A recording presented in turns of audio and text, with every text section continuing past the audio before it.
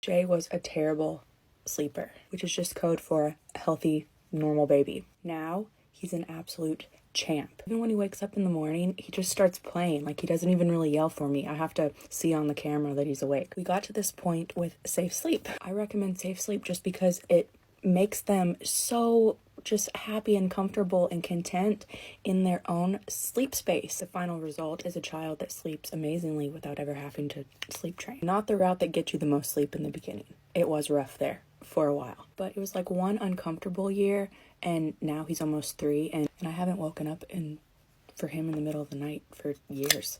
What this meant for us was him being in the bassinet, then him being in the crib, and I slept next to the crib, wherever the crib was. It used to be in here. This is our bedroom. This is a room right off our bedroom, and it was his nursery for a long time.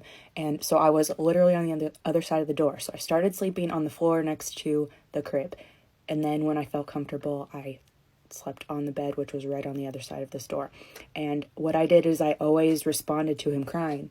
He always knew I would be there if he needed me, and it just, at some point, he just didn't really need me anymore. He knew that everything was okay. He knew that I was right there, and that he could just go back to sleep and relax. That was for night.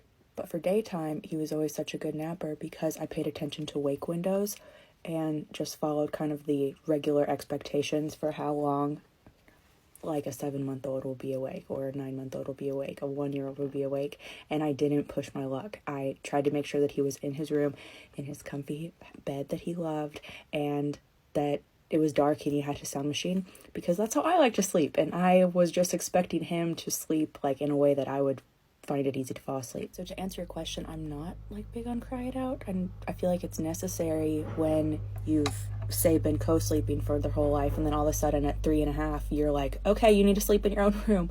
There might be a little bit of that. So not really a hot take, but I feel like sleep training just never necessary if they've been learning the entire time they've been here. I truly believe everyone gets the best sleep when they're in their own sleep space, and the fact that it's safer is just a huge bonus.